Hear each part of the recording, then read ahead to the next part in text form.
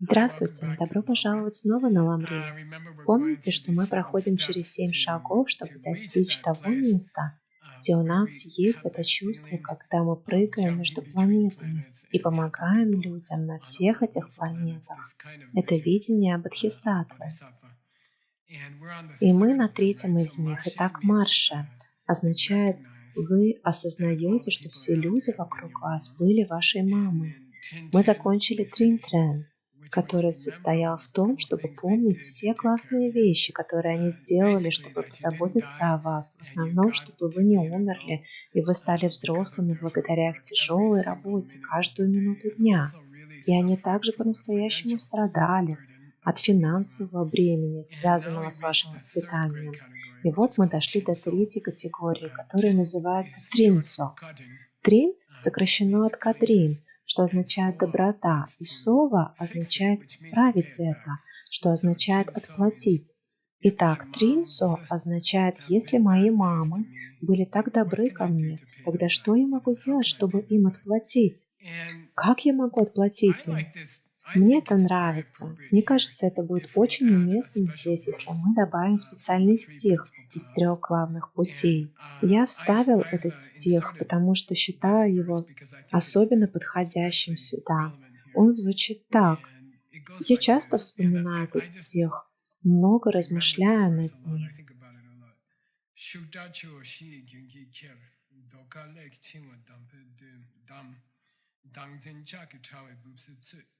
Marek mumbe makchen kuni tip mume si vacation kiwaru dunga sum ki ginche me panar ne kap den de gyope manam ki langzo samne semjo kepanzu.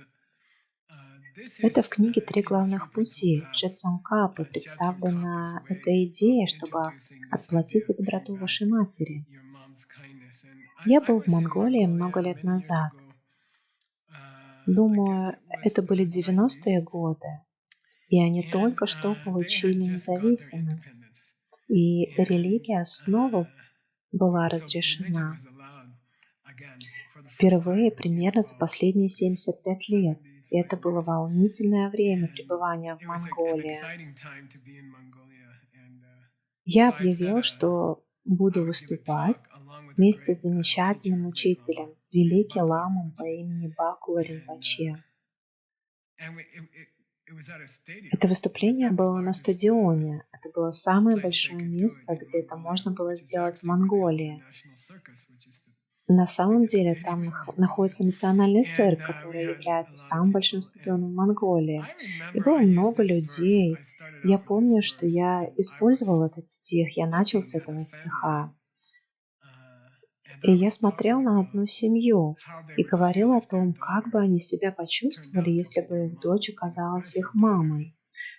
Что, если бы оказалось, что ваша дочь раньше была вашей мамой? Я прочитал этот стих, я объяснил его, и я помню, позже эта семья подошла ко мне, и они сказали: пожалуйста, возьмите это обратно. Я спросил, что? И они повторили: возьмите свои слова обратно. Не говорите о нашей дочери, используя этот стих. Это слишком печально. Мы не хотим использовать этот стих о нашей дочери. Это было очень... Я думаю, они были очень чувствительны к истинному смыслу стиха.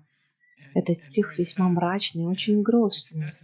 И он необходим, когда мы думаем о том, чтобы отплатить нашей маме за доброту, которую она нам дала. Мы должны думать о нашей маме именно так. Итак, давайте пройдемся по тибетскому тексту Цонкапы «Три главных пути». Уносимые течения 4 бурных рек, крепко скованные цепями прошлых поступков, которые сложно отменить. Их уносят, например, страдания, связанные с рождением, старение, болезни, умирание.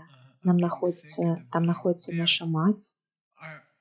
Наша мать упала в эту великую реку. Это очень быстрая река, и ее унесло вниз по течению.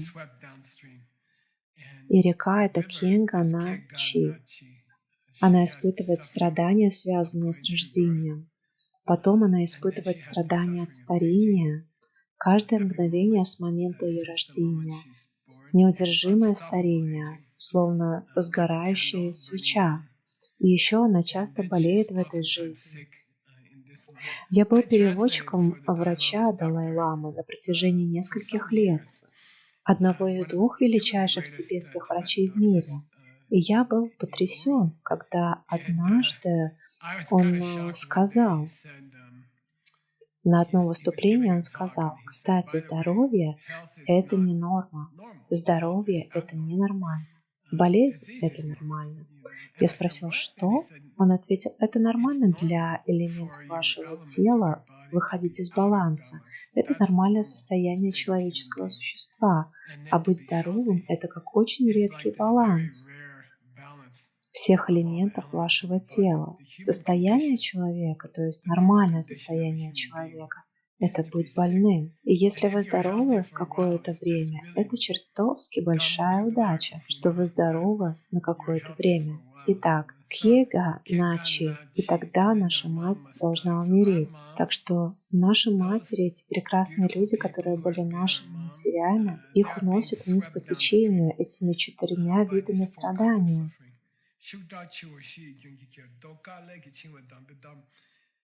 И это окей, если вас уносит вниз по течению реки. Да, вы могли бы попробовать плыть, и вы могли бы попытаться доплыть до берега, но их руки скованы цепями, их ноги скованы цепями, их руки и ноги скованы вместе цепями. Цепями кармы.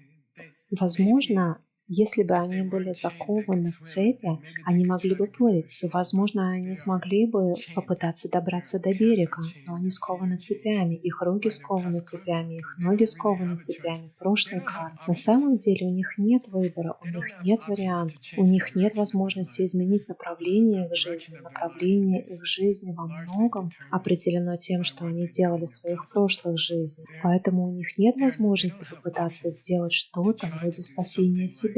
Они скованы цепями. Бросьте свою. Возьмите свою маму, сбросьте ее со скалы в бушующую реку. Но прежде чем вы сбросите ее со скалы, свяжите цепями ее руки и ноги вместе. Подумайте об этом таким образом. Непосредственно перед тем, как сбросить ее со скалы, заприте ее в железный ящик, наподобие железной клетки. Но прежде всего, свяжите цепями ее руки и ноги, и вдобавок поместите ее в клетку. Как в зоопарке? Клетка для животных в зоопарке. Поместите ее в такую клетку, а затем сбросьте в реку, потому что это шанс, что она сможет сбежать, который равен 0. Тогда что это за клетка? Это дексин. Это ее неправильное понимание мира.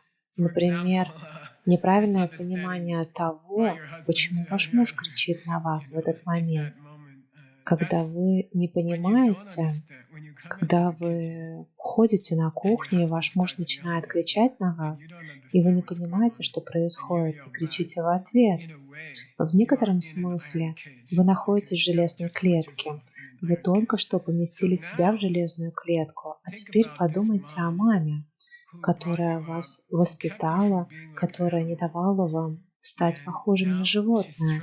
И теперь она брошена в эту ужасную реку, мощную реку.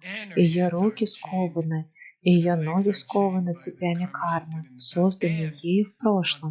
И вдобавок ко всему скованную цепями мать заталкивают в клетку, в тесную клетку, и затем ее бросают в реку.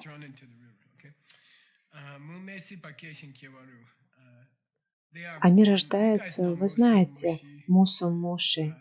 3, как это называется? Параметр, нет?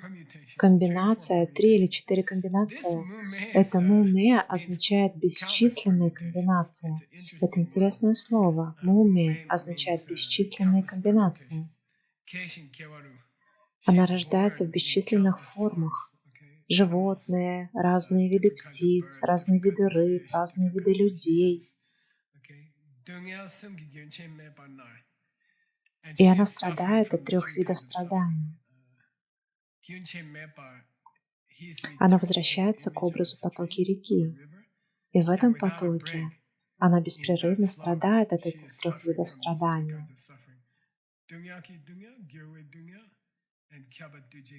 Что такое дукенгедукнел?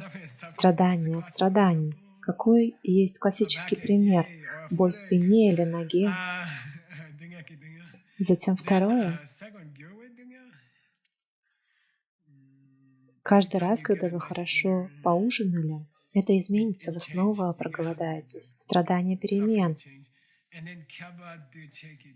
Кьяпа означает «охватывает все». По сути, это старение. Мы живем в теле, которое смертно. Так что также означает первые 2. Так что это наша природа разваливаться на части. Когда вы станете старше, вы будете озабочены тем, что ваше тело разваливается на части. Тогда вы тренируетесь, а оно продолжает разваливаться на части. Это как держать в руках замок из песка или что-то в этом роде.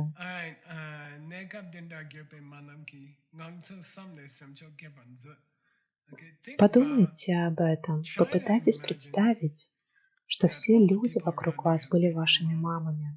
Попробуйте представить, что их бросили в ужасную реку со скованными руками, запихнутыми в железную клетку.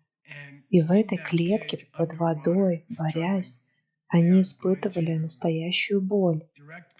Они постоянно видят, как все хорошее рушится в их жизни, пока они проходят через это. И их тело также разваливается на части.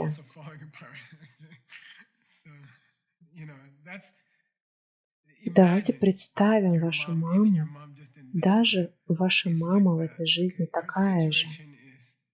Ее положение очень отчаянное. Прыгнуть с берега реки, проплыть под водой, открыть ее железную клетку, снять с нее цепи, вытащить ее из воды, доставить ее в безопасное место. Это почти невозможно.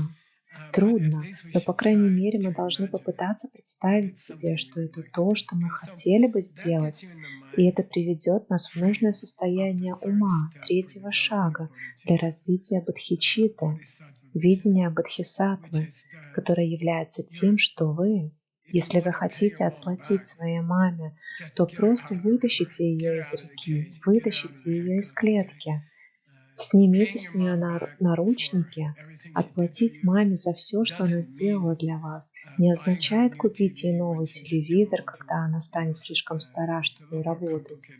Все немного сложнее. Давайте перейдем к следующему стиху. На самом деле, к 1-му стиху этого раздела. Лаптуле.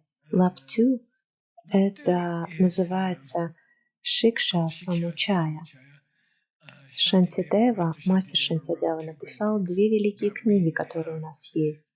Конечно, первая из них – это руководство к образу жизни Бодхисаттвы, а другая – это длинное описание цитат из сутры.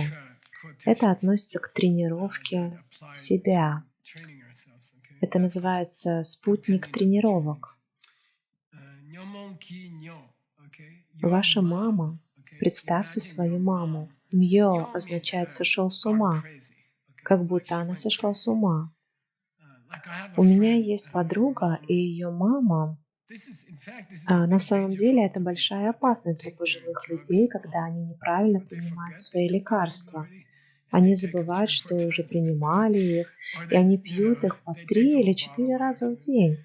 Или они случайно принимают целую упаковку, а потом они сходят с ума. И таким образом представьте себе Ньон Мон Кьюмьё. Ваша мама сошла с ума из-за ее ментальных омрачений или ее негативных эмоций. Тимукдонг означает ее неправильное понимание, откуда происходит жизнь, сделало ее слепой. Ее неправильное понимание выкололо ей глаза. И она блуждает высоко в горах, рядом с этими обрывами. Она слепа и сошла с ума. Она балансирует на высоте в Гималаях, на этих опасных, очень опасных скалах.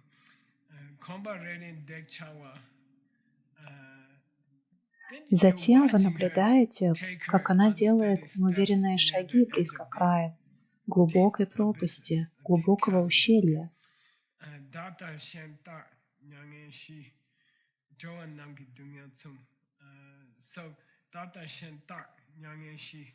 Вся ваша жизнь — это сплошное страдание. И страдания живых существ похожи на страдания человека, который сошел с ума и который ослеп, его глаза были выколоты, и одиноко бродящего по высоким горам, каньонам, где легко упасть.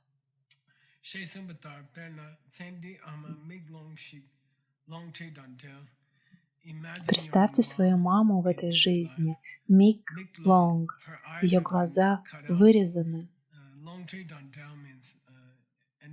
И представьте, что нет никого, кто мог бы ее сопровождать. Просто подумайте, что ваша мама слепая, и она идет по Нью-Йорку, где большой поток машин, и некому помочь ей перейти на другую сторону. Сэм Ньюте. Вдобавок ко всему, она временно сошла с ума. Вдобавок к тому, что она слепа, она еще и сошла с ума. И она близка к тому, чтобы упасть с очень высокого обрыва. Чонг означает прыгать, но здесь это означает упасть с очень высокого обрыва.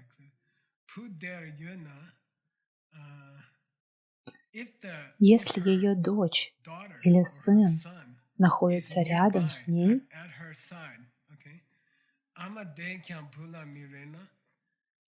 если она не может надеяться, если она не может положить свои надежды на своего ребенка, который рядом, тогда на кого еще она может надеяться?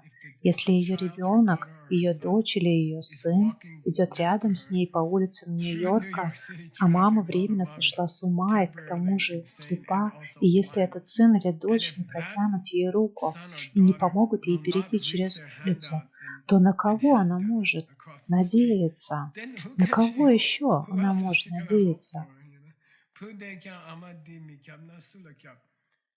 И если ребенок собирается защищать кого-то на протяжении всей своей жизни, если они собираются кому-то помогать, но они не помогают своим матерям, когда они временно безумны и слепы и вот-вот умрут, потому что они упадут с обрыва, если пришло время помочь ей, и вы не помогаете своей собственной маме, тогда кому еще вы собираетесь помочь?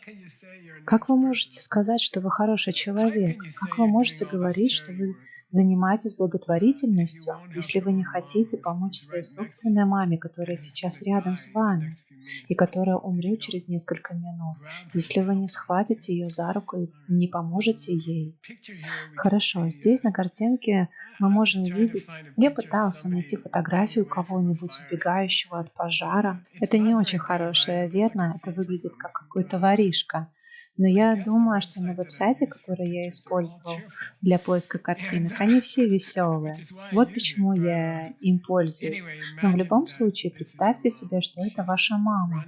Она убегает от пожара в нашем доме. Вы стоите в дверях, вы можете просто шагнуть и взять ее за руку и вывести ее оттуда. И вы это не делаете. Просто представьте, что вы этого не делаете. Вот то чувство, которое мы должны испытать здесь.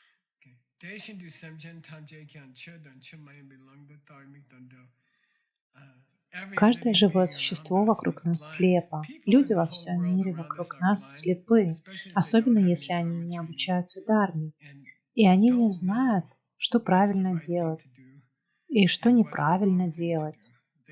Их суждение о том, что хорошо делать, что полезно делать и что не полезно делать, их суждение об этих вещах полностью ошибочно. Даже если они подумают об этом, они примут неправильное решение по поводу всего. В этом смысле они слепы. Я имею в виду, если бы у вас было несколько минут или несколько лишних долларов, если вы изучали ламрим, тогда вы бы использовали их, чтобы служить кому-то, кто нуждается в помощи. Или вы бы использовали эти деньги, чтобы помочь кому-то еще, кто нуждается в помощи. Но если вы слепы, то вы просто заплатите за хороший ужин или что-то в этом роде. Вы будете игнорировать этих людей. Это слепота. Не служить бедным, не служить больным людям, не служить окружающей среде. Это слепота. И люди просто слепы. И они поступают совершенно неправильно. Представьте свою маму такой.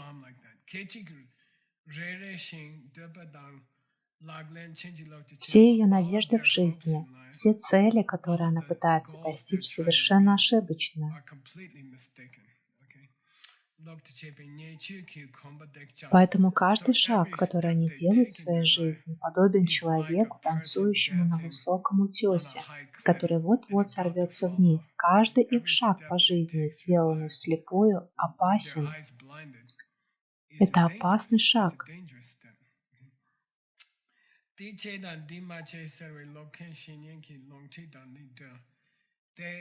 У них никого нет, кто может взять их под руку и перевести через дорогу с оживленным движением или что-то вроде этого.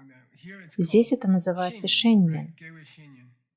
Геве шеньен – духовный друг. У них этого нет. Большинство людей в этом мире не имеет никого, кто мог бы схватить их за руку и сказать: «Давай, помоги другим людям. Ты хочешь быть счастливым? Помоги другим людям». Это единственный способ быть счастливым. Заботьтесь о других людях. У них никого нет.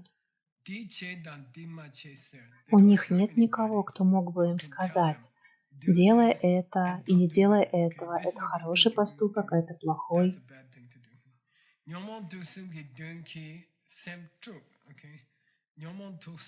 Означает 3 животных в середине колеса жизни. Неправильное понимание нашего мира, невежественная симпатия, невежественная неприязнь. Нормально ли любить вещи? Да. Нормально любить вещи и пытаться их отнять у других людей? Нет, это невежественная симпатия. Нормально ли любить вещи? Да, нам не должен нравиться рак. Можно ли не любить рак так, чтобы отбирать необходимые средства от других людей? Я слышал сегодня, какая-то страна запретила поставку вакцин в другую страну, потому что они хотят все оставить себе. И это невежество. Хорошо? Дён означает демон. Чук означает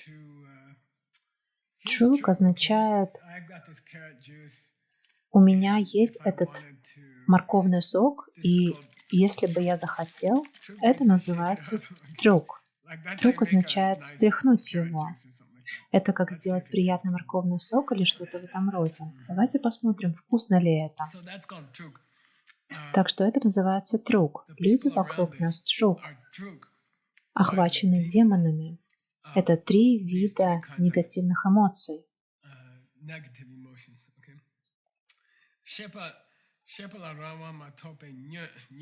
Они не могут. Это интересное выражение. Рангван означает свободу или освобождение, свободу в политическом смысле, например. И у них нет рангван в своем собственном уме. У них нет свободы думать чистыми мыслями, потому что они вышли из-под контроля. Нью означает сумасшедший. Как называется алкоголь в древних писаниях? Мы называем это ньоче.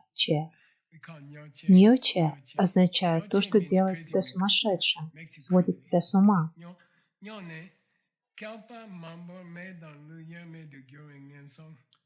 Они вот-вот упадут со скалы в глубокий каньон под названием 3 нижние сферы, где на протяжении многих келпа, на протяжении многих миллионов лет, ваше тело и огонь неотличимы один от другого. Вы не можете сказать, где начинается ваше тело и где начинается огонь. Они вот-вот упадут с этой скалы.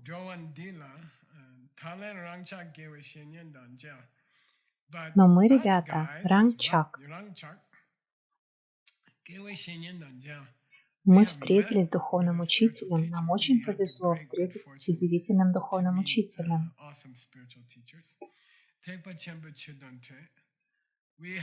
Мы установили контакт. с Дharмой Махаяны, с помощью Дharмы, которая гласит заботиться о других людях, просто встретить кого-нибудь, кто скажет тебе заботиться о других людях, происходит крайне редко. Для меня, когда вы говорите о религиях мира, христианство, ислам, индуизм, иудаизм, это все очень редкая удача. Не сосредотачивайтесь на разнице между ними. Встретиться с любой из них в детстве или вырасти в стране, где они существуют, это чрезвычайно хорошая карма. Чрезвычайно хорошая карма, великая карма. Мы понимаем, что мы должны делать и чего мы не должны делать. Чунгсе совсем немного. Чунгсе мы немного понимаем из того, что мы должны или не должны делать. В этом смысле мы более благословенны, чем наша мама. Слепая, сумасшедшая мама. У нас есть глаза, у нас есть немного здравомыслия. Мы следуем за ламримом, это признак здравомыслия. Вы знаете, я не самый лучший человек в мире, но по сравнению с кем-то, кто никогда не слышал о ламриме или никогда не слышал о том, что следует заботиться о других людях, я вроде как идеален. Вот забавно слово «че-чех-сан». Я просто супер, я действительно идеален по сравнению с другими людьми, которые слепые и безумные. По крайней мере, у меня есть глаза, я не использую их очень хорошо, но, по крайней мере, я не сумасшедший. Хотя это безумие действовать как безумец, когда в этом нет необходимости. Основная забота о маме легла на меня, потому что я единственный, у кого есть глаза. Я единственный, у кого здесь есть ламрим. Пацу означает «это выпало мне». Больше никто не сможет взять на себя эту ответственность. Все это выпало пап. Мне сампа. Так что подумайте об этом. Мне нравится эта фотография о том, как сделать кому-нибудь искусственное дыхание, попытаться спасти чью-то жизнь. Я не знаю, случалось ли такое в вашей жизни. Если вы живете так же долго, как я и Джигма, такое случается. Каждые 20 лет или около того вам приходится спасать чью-то жизнь. Я помню, как горел человек, и я смог повалить его на землю и спасти. Так что в вашей или в автомобильной аварии я вытащила человека из машины. Такое случается не очень часто, но кажется, это высокая честь, чтобы иметь шанс спасти чью-то жизнь. Кто-то умрет, если вы ничего не сделаете в ближайшие несколько минут. И по какой-то причине вы не паникуете, и вы ясно мыслите в течение 2 минут. Вы вытаскиваете их из машины, и машина взрывается, и вы такой: черт возьми, я сделал это. И такое случается несколько раз в вашей жизни. Это одна из самых прекрасных вещей в жизни, чтобы иметь возможность сказать: я спас чью-то жизнь. Это прекрасное чувство. Это одно из самых высоких чувств в жизни. Так что в любом случае у вас есть шанс прямо сейчас спасти свою маму. Твоя мама попала в автомобильную аварию, машина вот-вот взорвется. И все мы имеем этот шанс вытащить нашу маму из машины. Это называется письмо студенту. И это было написано мастером Чандрагону около 1300 или 1400 лет назад.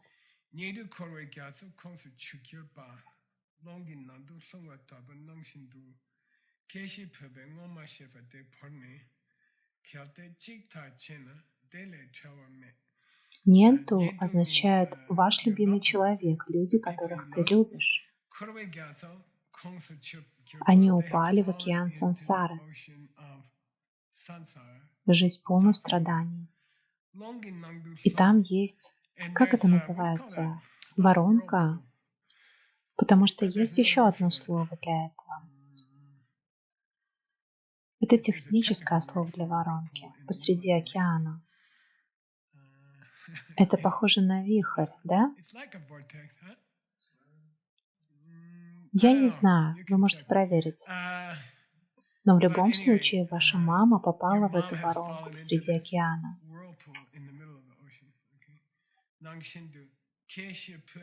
И она движется от рождения к смерти, от рождения к смерти, от рождения к смерти. Потому что она переходит от рождения к смерти, и опять рождение и смерть. Потому что вы переходите от рождения к смерти, от рождения к смерти, вы ее не узнаете. Но Маше означает, вы не узнаете, что она была вашей матерью, потому что было слишком много смертей между этим. Порно. И поэтому вы игнорируете ее.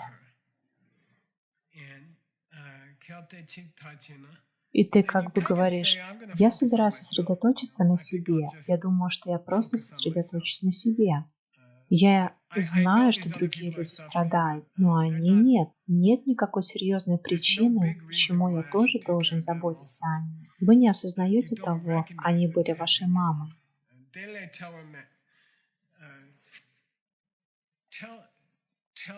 Тряма означает тебе все равно, что думают другие. Помните, когда вы совершаете плохой поступок, и вас не волнует, что думают другие? Это называется тряма. Итак, здесь это означает, как вы можете сделать что-нибудь более бесстыдное, чем игнорировать свою маму, если она тонет, и вы просто сами уплываете в сторону. Ты нашел это слово? Я думаю, это слово «водоворот». Да, я думаю, водоворот. Да, звучит неплохо.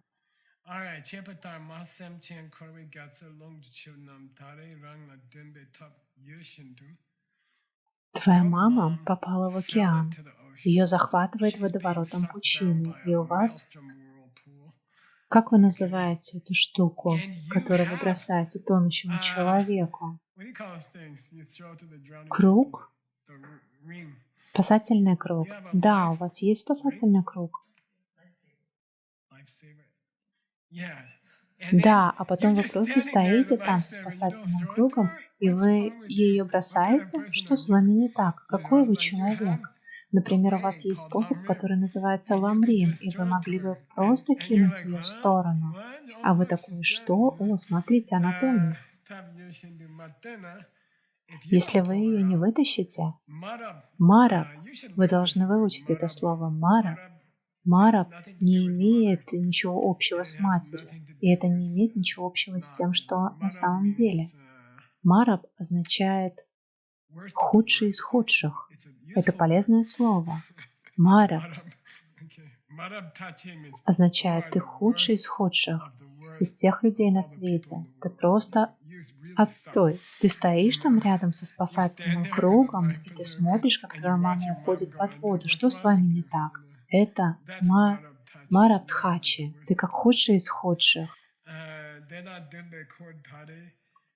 Суть, ответственность или обязанность в том, чтобы вытащить ее, что называется дюн.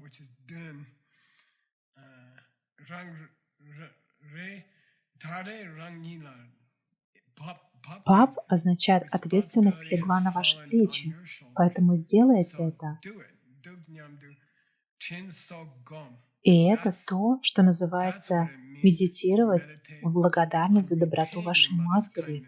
Так что это интересно. Она кормила вас, она дала вам возможность говорить, она научила вас ходить, она научила вас хорошим манерам, она вас одевала. И когда вы говорите, ты должен отплатить ей тем же, это такое чувство, что, вы должны покормить ее, или вы должны убедиться, что у нее есть одежда, или вам следует научить ее испанскому, или она говорит по-английски, или что-то в этом роде. И он говорит, нет, нужно просто спасти ей жизнь, этого достаточно.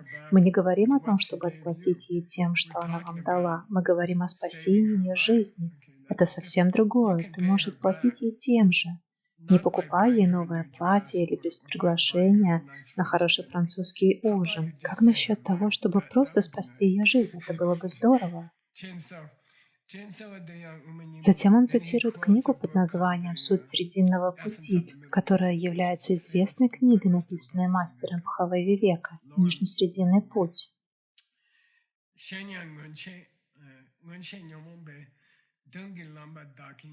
Нёнче означает «в прошлом». Как вы это называете, когда сущность владевает человеком? Одержимость, да, я был одержим демоном. В меня вселился демон моих собственных негативных эмоций. И из-за этого, вместо того, чтобы пытаться помочь моей маме,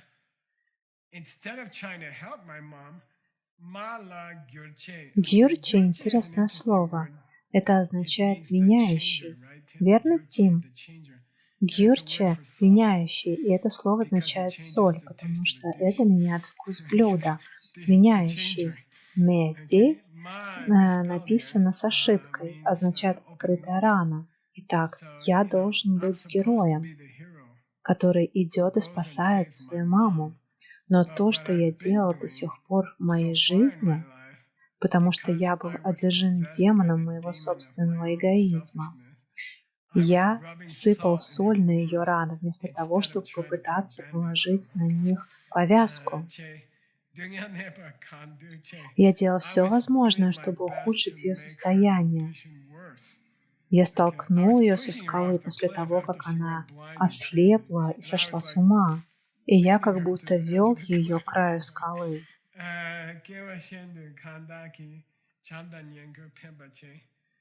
Послушайте, в других жизнях люди, которые вокруг вас, заботились о вас, так же буквально, как ваша мать.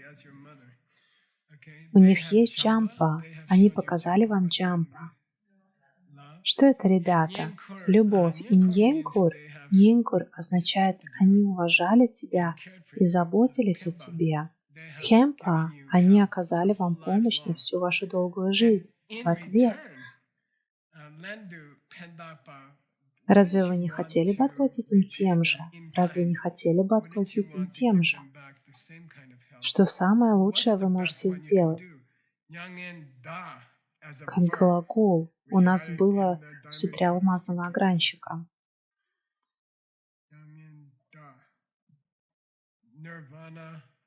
Нирванизироваться. Итак, здесь очень странный глагол. Это почти придуманный глагол. Нет варианта для выбора. Не возвращайте им одежду, не возвращайте им еду, возвратите им нирвану и состояние буддовости. Это и есть расплата. Это тринсо, это расплата с матерью. Это ведь обычное дело, правда? Если кто-то делает вам подарок, вы пытаетесь дать взамен еще что-нибудь лучше, верно? Итак, ты дала мне еду, ты научила меня говорить, ты научила меня ходить, ты одевала меня, ты научила меня человеческому поведению. Я думаю, что взамен я дам тебе нирвану или состояние буддовости, если хочешь. Это хорошая сделка, отлично. И вот такая у нас здесь картинка, с которой мы и начинали урок. Это вы знаете, идея с молодой девушкой. Она расплачивается со своей мамой, и она дарит ей что-то прекрасное. Самые красивые вещи, которые вы можете подарить своей маме, чтобы ей отплатить, это нирвана, состояние буддовости. Да, вы можете дать ей еду, вы можете дать ей одежду. Она достигнет освобождения, но только от голода и жажды, физического голода, физической жажды. Фуксу означает в долгосрочной перспективе. Она не получает. Вы можете... Это очень распространенное явление — купить маме телевизор или даже квартиру или что-то вроде этого. И он говорит: хорошо, это помощь, это пхемпа, но не пхуксу. Но в конечном счете это не сильно ей поможет. Если бы она смогла обрести все формы счастья, и если бы она смогла избежать любой формы боли, это настоящая расплата, это хорошая расплата. Подарите ей все формы счастья и устраните все формы боли. Это хорошая расплата. Теперь, если бы вы смогли подтолкнуть ее к состоянию буддовости, если бы вы смогли перенести ее в состояние буддовости, да, тогда будет гева ханче. Она получает все, что когда-либо хотела. Она освобождается от любой боли, которую она когда-либо имела.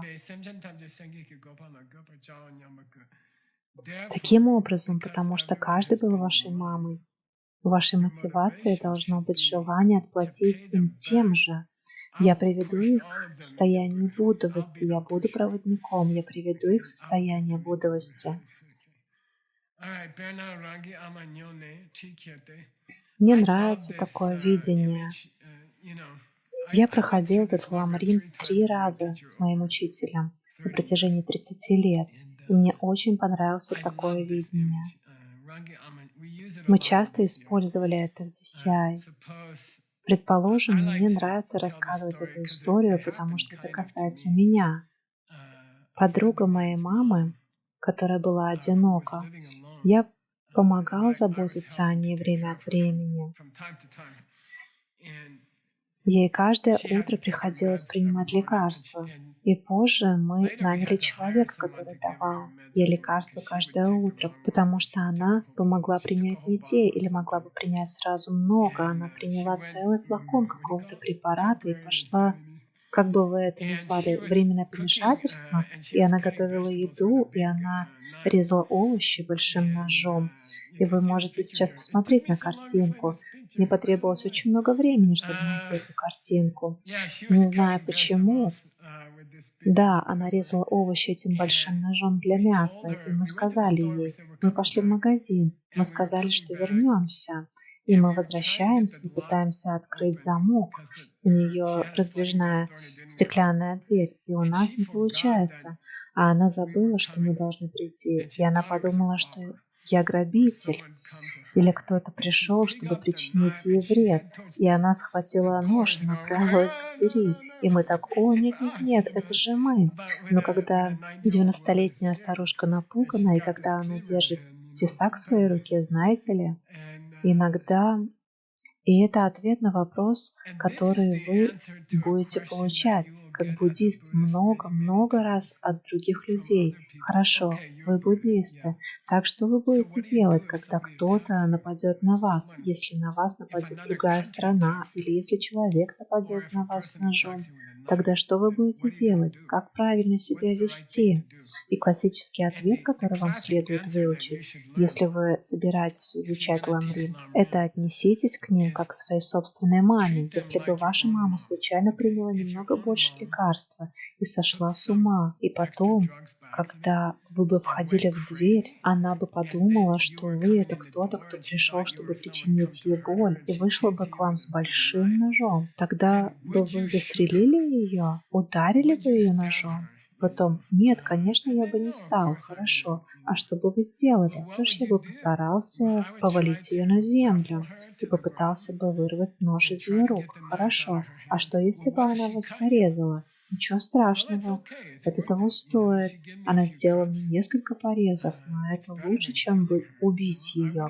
Я бы не стал бросать пистолет и стрелять в собственную маму. Я бы получил несколько порезов, и вот вам ответ на вопрос. Что делать, если кто-то нападает на вас? Попытаться, как это называется, отключить их или обезвредить, даже если это причинит вам некую боль или некие неприятности, даже ряд неприятностей, это лучше, чем их убить, потому что они ваша мама, они были вашей мамой. Вы бы не стали стрелять в свою маму, если бы она набросилась на вас с ножом. Даже в Америке, хотя я сомневаюсь, так или иначе, вы тибетский. Предположим, ваша мама сошла с ума. И, предположим, она подошла к вам с ножом. Сом здесь означает предпринять или начать. Это также может означать написать книгу, так что вы должны быть осторожны. Вы бы не стали злиться на свою маму, вы бы не пришли в ярость и не сказали бы ей: «Мама, я собираюсь убить тебя». Вы бы пытались сбить ее с ног, и вы бы постарались не навредить ей, пока безумие не покинет ее сознание. Вам нужно много трудиться для этого. Затем Пабонга Ринпоче заканчивает этот раздел такими словами: «Я говорю о людях, которые были вашей матерью и которые являются вашими врагами в этой жизни. Я говорю о людях, которые причиняют вам боль в этой жизни, люди в вашем бизнесе, другие предприниматели, которые пытаются вас обмануть, или люди из других стран, которые нападают на вашу страну и пытаются убить вас или причинить вам вред, люди в вашей семье, которые ревнуют или делают что-то, чтобы навредить вам. Я говорю, что они были вашей мамой, и Тринсо. Это пришло время расплаты». Есть такая песня Джеймс Брауна «Большая расплата». Пришло время расплаты. Но расплата в буддизме означает «пришло время привести их к нирване и состоянию буддовости не для того, чтобы отплатить им, причинив им больше боли, чем они причинили вам». Хорошо, замечательные слова, трудные для практики. И мы увидимся с вами в следующем эпизоде Ламрим. Спасибо.